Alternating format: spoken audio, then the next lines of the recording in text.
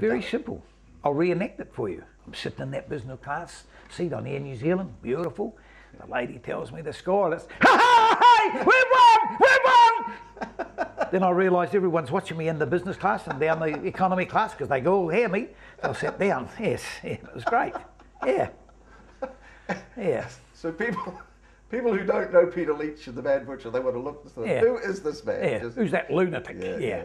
Landed in New Zealand and probably chaos from the moment you landed. To be fair, we landed the next day. It was the Sunday. The game had been played on the Saturday night, and and then I thought, okay, we've got to do something about this. So then I started selling these jerseys for $120 each, and I done it through the Sunday News, who have got their name on the jersey, and I ended up selling 1,000 jerseys, and that would be more Kiwi jerseys than have been sold in the last 5 years, I'd say. So the interest is good, and we just, I hope that the New Zealand Rugby League can do something with the World Cup win, because we are the world champions for 5 years. So that's the pinnacle, isn't it? To win the World Cup. Yeah, the pinnacle is to win the World Cup, yes. Isn't it? And people say to me, is that your greatest moment in rugby league? That's what I'm saying. I say no. Oh, for me, 2005, when I was the manager and we beat Australia 24-0, that for me was my moment of glory. I mean, you can't tell people what it's like to walk around the field when you've just upset them, the champions, and 24-0.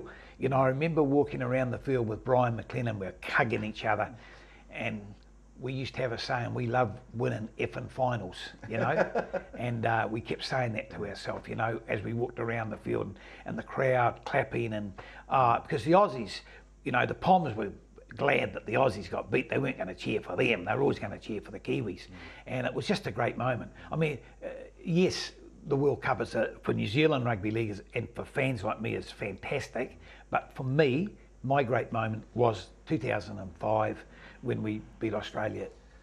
Now, have you been able to get yourself a video of the game and sit down and I watched the game, I my-skied it on Sky, where I watch your program. I watched it, I think, 3 times on the Sunday. Yeah, watched it 3 times. Wow. Fantastic. But the sad thing, there's no supplement for being there. I mean, it's good to watch it on TV, but for me, I like to be there, and that's why I've gone to so many games over the years. I've been to more test matches than most people in New Zealand, because in Australia I never missed them. I go over even if I go for the day and fly back the next day, go over. But that's Ricky Stewart, his behaviour at the end of the game. What's your take on that? Mate, he spat the dummy. Good luck to him, mate. He loves winning, mate. He's got a passion for winning. And I don't hold him. I know Ricky Stewart and he's a good bloke, but mate, he was filthy. He just got beat by the Neville Nobodies, and mate, it was a bit of an embarrassment for him. And he was a great player in his day. He was a winner, and I can understand.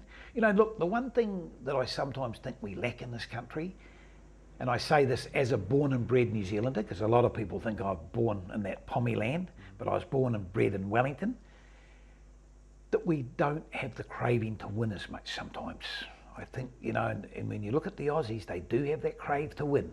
They do have it. Finally, Peter, I had a wonderful chat, and time's running out, but what do we have to do to win it again in 5 years' time? Firstly, keep our feet on the ground, and make sure we get some programs into place so we can get our players together, and we just have to build on it. We build on the win we've just had, and we work, get the team, so we can get the team together a bit sooner when we've got test matches. We have a test match coming up this year on May the 9th, I think it is, in Brisbane. It's the Anzac Test. I'm actually taking a tour away for Willamette Travel to try to get people over there and to support the boys. And we need to just get behind the Kiwis and New Zealand Rugby League, because we are very underfunded. We don't have a lot of money, and we just need to be focused and, very bluntly, not get our heads up our arse. 25 years' time, 30 years' time, we're in the retirement village, and I walk out there, there's Peter Leech. He's doing a sausage sizzle. What on earth could be the charity in 25 years' time, and what could it be? Well, it could be anywhere, It could be the one that's most needy on the day. Like right now, I'm very focused on Allergy New Zealand. A lot of people say, oh yeah, but what's allergy? I said, well, hold on. My grandson could die if he has a peanut, 2 years ago, we had a guy die in a restaurant because something went wrong. Yeah, who knows? Look, there's a lot of good charities out there, and I'll always try to help where I can. You're a wonderful person.